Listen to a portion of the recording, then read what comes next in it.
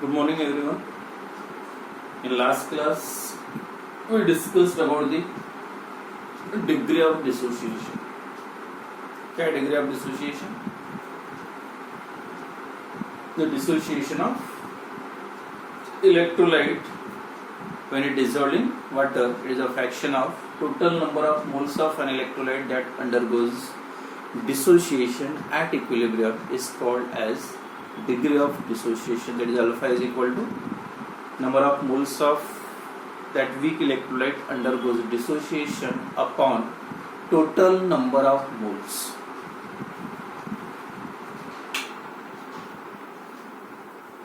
Then amphoteric nature of water. What is amphoteric nature? The behavior of water that is acidic as well as basic. मतलब water acts as a acid as well as base. कैसे clear किया था? मतलब water acidic भी और basic भी. That depends on when it reacts with acid.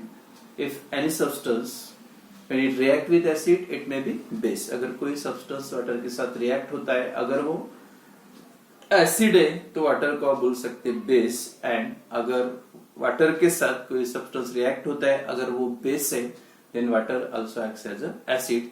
तो water behaves acts as a acid as well as base when it come in contact with acids and bases, and therefore it has a amphoteric AI. It is a amphoteric in nature. And then next topic, ionization of acids and bases or dissociation of acids and bases. So dissociation of acids and bases. First, these acids and bases are classified on the basis of dissociation or ionization, either strong or weak. So that is, acids and bases are classified into strong acid, strong bases, and weak acid and weak bases. So first example, HCl. Same example. When dissolved in water, form H positive and NCl negative. Another example, H2SO4 in aqueous solution when dissolved in water, that form twice H positive and SO4 dinegative. And in this ionic reaction, ionization reaction, you see that this all मतलब this जो reaction है, ionic reaction, single arrow से represent करे. मतलब this reaction is irreversible reaction. और irreversible का मतलब होता, पहले ऑलरेडी बताया था मैंने, जब कोई भी रिएक्शन रिवर्सिबल होता है तो उसका मतलब है all the reactants converted into products. मतलब HCl का पूरा कन्वर्शन किसमें हो रहा है? आयंस में. मतलब cations and anions, that is H positive and Cl. And such type of electrolyte is called as a strong electrolyte. तो उसका मतलब है HCl is the strong electrolyte, that is strong acid. तो same H2SO. Another example, HNO3. Third example, form H positive and NO3 negative. Here also all this HNO3 molecule converted into ions. मतलब it also dissociates completely. तो this is the example of strong. ये तीनों जो example है strong acid के example है. कौन कौन सा? हाइड्रोक्लोरिक एसिड मतलब HCl, sulfuric acid H2SO4 and nitric acid HNO3. When dissolved in water, it dissociates completely in aqueous solution. The acid which dissociates completely in aqueous solution, अगर dissociation complete होता है तो ions भी ज्यादा form होंगे. मतलब that form large number of ions is called as strong acid. क्या है definition? The acid which dissociate completely in water या dissociate completely in aqueous solution is called as a strong acid. और इसके अलावा और examples है hydrochloric acid H2SO4, HNO3, in addition to that HBr, HI, ये भी example है strong acid की. Similarly strong bases, acid का हो गया, strong acids and strong bases. The acids which dissociates completely, ionize completely in water, dissociate completely in aqueous solution and form a large number of ions, that is called as a strong acid. And similarly strong bases, के दो ही example generally आपको याद रखना है, NaOH and KOH. और इसका भी same ionic reaction when they dissolve in water and form base है तो it form according to Arrhenius theory form Na positive and OH negative ion. KOH है K positive and OH negative ion. तो दोनों reaction में clear हो रहा both this electrolyte both these bases dissociates completely and form ions more ions and therefore is also example of strong bases. Third strong basis, the basis which dissociates ionize completely in aqueous solution is called as a strong basis. तो ये हो गया strong acids and strong bases. Simple है, that depends on extent of ionization. अगर ionization complete होता है then it is called as strong and ionization अगर complete नहीं होता है तो उसको आपको बोलना है weak. मतलब ये हो गया strong acids. Examples HCl, HNO3, H2SO4, HBr, HI etc. ये example strong acids के and similarly strong bases NaOH and QH. Now weak acids and weak bases.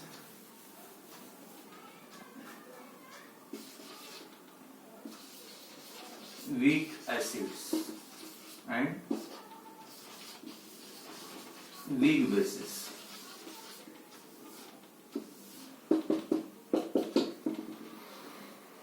अब वीक है, लास्ट क्लास या इसके पहले क्लास में हमने पढ़ा है वीक इलेक्ट्रोलाइट जैसे स्ट्रॉन्ग इलेक्ट्रोलाइट का था वैसे वीक इलेक्ट्रोलाइट. ये जो classification on the basis of extent of ionization. तो वीक एसिड और वीक बेसिस और इसके example general all carboxylic acid बोल सकते हो RCOOH when it dissolved in water. अब सीधा सबसे इंपॉर्टेंट है कि arrow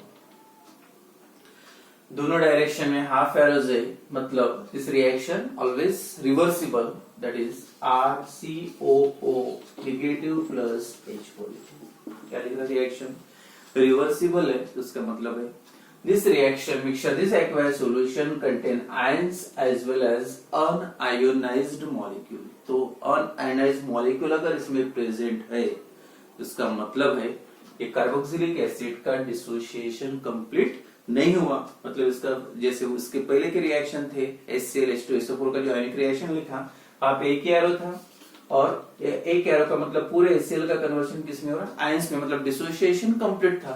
but in this reaction carboxylic acid not dissociates completely. अगर डिसोसिएशन कंप्लीट नहीं होता है तो आयंस कम फॉर्म हो गए. मतलब this is example of weak acid. All carboxylic acid general जो बेसिक स्ट्रक्चर एसिड्स के बेसिक कार्बोक्सिलिक एसिड है formic acid acetic acid propionic acid butyric acid all this are the example of weak acid क्योंकि इसका dissociation complete नहीं होता.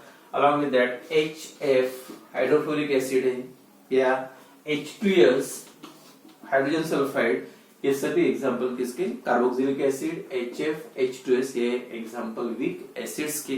तो क्या होगी definition weak acid the acids which dissociates to a limited extent and not dissociate completely in water and not dissociate completely in aqueous solution it is called as weak acid and similarly weak bases.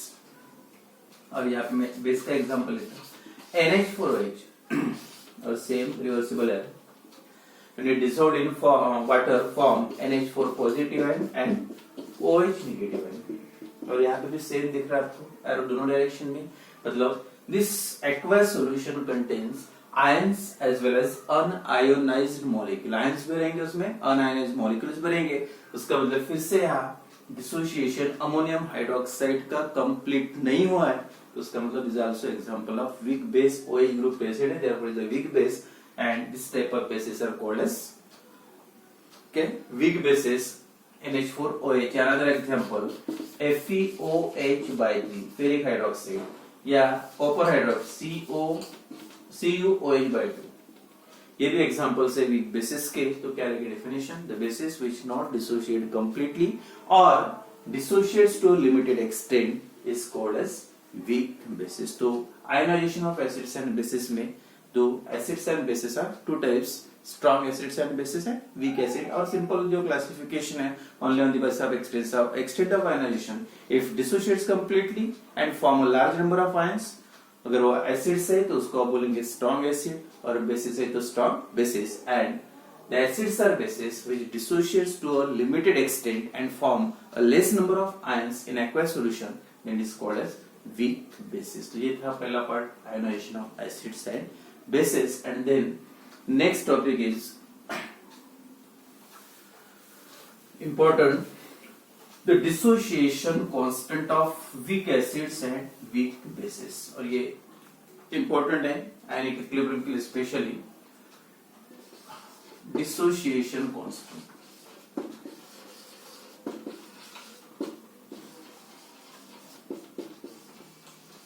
Constant that represented by K for acid A or for basis के लिए small b. Dissociation constant of weak acid and weak bases. Simple. In last year 11th में आपने पढ़ा था equilibrium constant. क्या था मतलब equilibrium constant का? If any chemical reaction is reversible, for example reactant gives reversible that form products. अगर ये रिएक्शन के लिए इक्विलिब्रियम कांस्टेंट की वैल्यू लिखना है तो क्या करोगे आप? सीधा सीधा K is equal to, simple था, concentration of products upon concentration of reactant. जो भी रिएक्टेंट साइड मतलब प्रोडक्ट का कॉन्सेंट्रेशन है divide by it's the ratio of, equilibrium constant की डेफिनेशन भी लिखना है, is the ratio of product of molar concentration of product to the product of molar concentration of reactant, that is called the equilibrium constant. Same, अगर यही reaction अगर ionic होता, अगर ये रिएक्शन वीक एसिड के लिए होता रिवर्सिबल रिएक्शन, अगर इसके K की वैल्यू निकालोगे आप, बस अगर वो एसिड है तो उसके यहाँ पे आपको लिखना पड़ेगा Ka, मतलब dissociation constant of weak acid.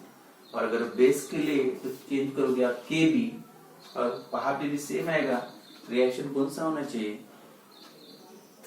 Dissociation reaction of weak base. तो डिसोसिएशन में आप यहाँ पे आयंस फॉर्म होते हैं. आयंस मतलब प्रोडक्ट्स है, उसके कॉन्सेंट्रेशन, उनके कॉन्सेंट्रेशन का प्रोडक्ट, और डिनोमिनेटर में रहेगा concentration of unionised molecule. Simple वो रेशियो को ही बोलना है आपको. स्पेशली एसिड के लिए तो इक्विलिब्रियम कांस्टेंट है, but for acid dissociation constant of weak acid and for base dissociation constant of weak base. तो फर्स्ट या जनरल एग्जांपल लेंगे dissociation constant of weak acid, या इसको बोल सकते हैं Ka के लिए. Ka जनरल एग्जांपल आप थोड़ा सा मतलब जो एसिड्स बेसिस है, वीक एसिड और weak bases, consider this Ha be the weak acid. H अगर वो एसिड होगा तो उसके पास हाइड्रोजन होता है, H पॉजिटिव होता है, इसलिए A और A for acid. General example, जैसे आप अल्किल हैलाइड में RX लिखते हैं, R मतलब अल्काइल ग्रुप, वैसे यहाँ पे जनरल एसिड्स के लिए HA वीक एसिड है इन एक्वायर्ड सॉल्यूशन, मतलब when it dissolved in water it form H positive and A negative ion. ठीक है. फॉर वीक एसिड या when weak acid dissolved in water या एक्वायर्ड solution of weak acid, the dissociation या ionization reaction of weak acid represented as Ha gives reversible H positive and N. Now apply again the equilibrium constant for this reaction. Same इसके पहले जो बताया था मैंने, K is equal to, क्या आएगा? Same product of, यहाँ पे दो products है, मतलब one curtains and anion, A negative and H positive, तो दोनों का product मतलब concentration of, molar concentration of H positive ion into molar concentration of A negative ion upon molar concentration of HA, मतलब undissociated molecule, मतलब dissociation के बाद कितना amount equilibrium form में जब रिएक्शन आया तब HA का कंसंट्रेशन मतलब अमाउंट कितना बचे. तो concentration of H positive ion, मतलब ये सभी जो कंसंट्रेशन मैंने लिखा है एट इक्विलिब्रियम, जब इक्विलिब्रियम फॉर्म होगा तब वो रिएक्शन मिक्सचर में मतलब H पॉजिटिव और A नेगेटिव का कंसंट्रेशन कितना है और HA का कंसंट्रेशन प्रेजेंट कितना है. तो this ratio is called as, ये एसिड के लिए था रिएक्शन, वीक एसिड के लिए देयरफॉर इट इज Ka, मतलब dissociation constant of weak acid.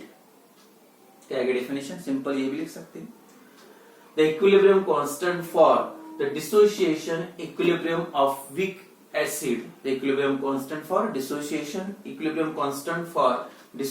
equilibrium of weak acid is called as dissociation constant of weak acid.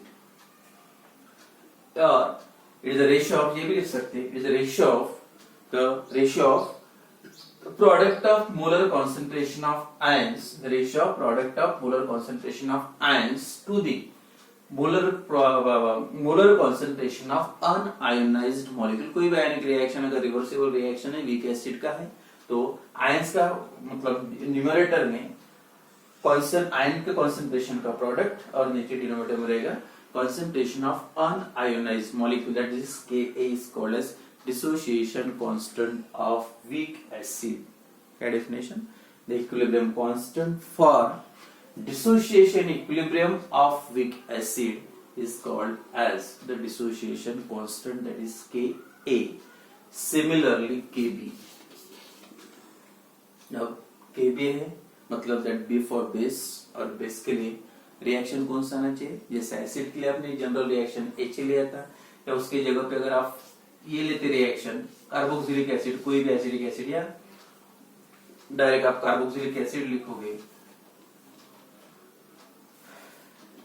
CH3COOH weak acid है, ionic reaction CH3COO negative plus H positive, and again apply for this reaction equilibrium constant acid है Ka, क्या आएगा concentration of CH3COO negative मतलब acetate ion into concentration of H positive ion upon concentration of unionized molecule मतलब acidic.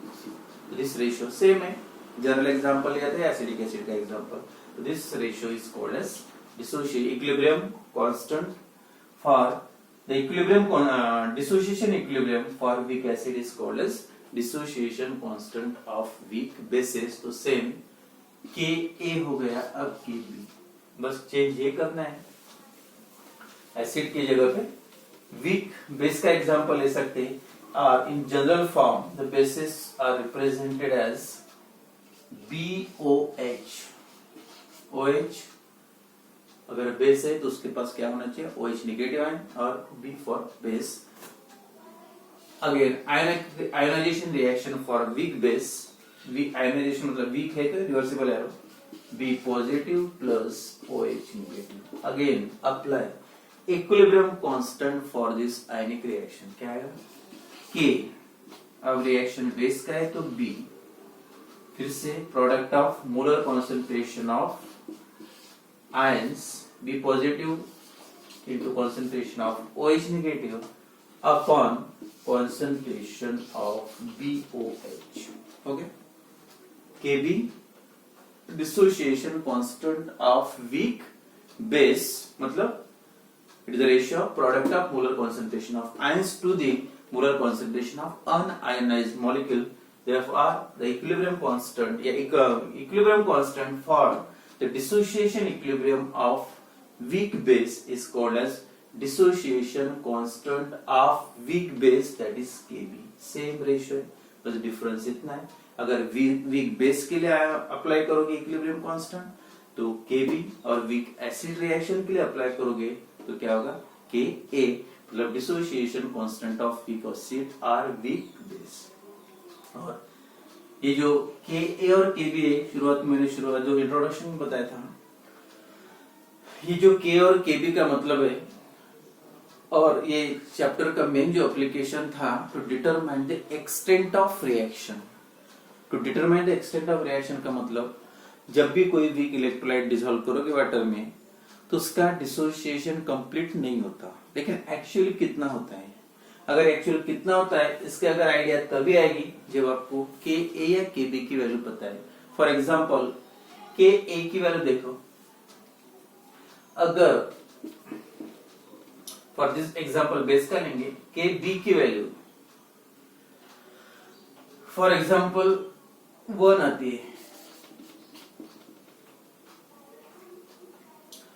Kb की value 1 है, तो answer 1 आने का मतलब क्या होगा, आंसर जो कोई भी रेशियो का आंसर 1 कब आएगा, जब डिनोमिनेटर और न्यूमरेटर की वैल्यू सेम होगी। यानी अगर 2 मॉलिक्यूल आपने 10 मॉलिक्यूल्स आपने BOH के डाले थे वाटर में, और उसमें से 5 मॉलिक्यूल्स का कन्वर्शन हो गया आयंस में, तो ये 5 ये साइड में जाएगी तो बचेगी कितनी 5 और रेशियो क्या होगा अब देखो कितने थे 5 मॉलिक्यूल्स आयंस के थे और 5 मॉलिक्यूल्स बैलेंस रहे इसका और रेशियो कितना होगा 1 तो जब भी इसकी वैल्यू 1 आते तो आप समझ जाओ डिसोसिएशन कितना हुआ मतलब रेशियो की वैल्यू 1 आ रही डिनोमिनेटर और न्यूमरेटर की वैल्यू कब 1 आंसर कब 1 आएगा जब डिनोमिनेटर और न्यूमरेटर की वैल्यू सेम आएगी और डिनोमिनेटर और न्यूमरेटर की वैल्यू सेम का मतलब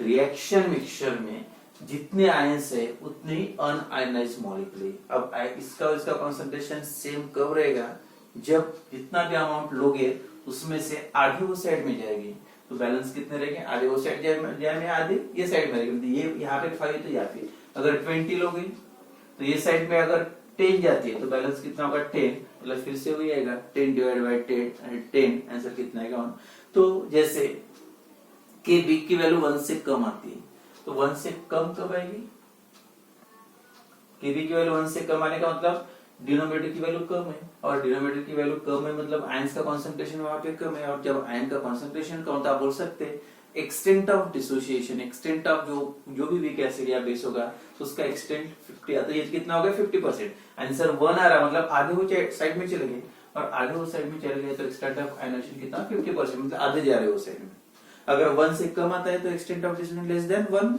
इसका मतलब न्यूमरेटर की वैल्यू कम है और न्यूमरेटर की वैल्यू कम मतलब extent of dissociation less than 50% यानी 50% से डिसोसिएशन वो एसिड या बेस का कम हो गया और ग्रेटर देन 1 आता है तो ग्रेटर देन 1 कब आएगा आंसर जब न्यूमरेटर की वैल्यू ज्यादा है जैसे 8 है तो आंसर 1 से 1 पॉइंट समथिंग आएगा मतलब 1 से ज्यादा आ रहा है और 1 से आंसर ज्यादा आने का मतलब है रिएक्शन मिक्सचर में प्रोडक्ट ज्यादा है और रिएक्टेंट कम है और ज्यादा है मतलब जितना लिया था उससे वो ज्यादा साइड में चलेगा मतलब 50% से ज्यादा प्रोडक्ट फॉर्म 50% से ज्यादा डिसोसिएशन हुआ तो इसे आप कंपैरिजन कर सकते एक्सटेंट ऑफ डिसोसिएशन क्या रहेगा लेकिन इसके लिए आपको के ए या के बी की वैल्यू पता होना चाहिए के uh if it is equal to 1 तो एक्सटेंट ऑफ डिसोसिएशन कितना हो गया 50% मतलब आधे वो साइड में आधे ये साइड में इसलिए 50-50 का रेशियो कितना रहा 1 50/50 1 आ रहा तो एक्सटेंट ऑफ डिसोसिएशन कितना हुआ 50% क्योंकि आपको थ्योरेटिकली क्लियर हो जाएगा यानी रेशियो की वैल्यू 1 आ रही मतलब प्रोडक्ट में जितना उतना मतलब न्यूमरेटर की वैल्यू जो उतनी डिनोमिनेटर की न्यूमरेटर में प्रोडक्ट होता है डिनोमिनेटर में रिएक्टेंट तो दोनों की वैल्यू सेम है मतलब जितना आपने लिया था उसमें से आधे चले गए वो साइड में और आधे बैलेंस है मतलब 10 में से 20 में से 10 जाते हैं तो 50% चले गए वो साइड में तो एक्स्ट्रा डिसोसिएशन और लेस देन 1 रहा तो प्रोडक्ट कम है रिएक्टेंट ज्यादा है तो extent of dissociation is less than 50%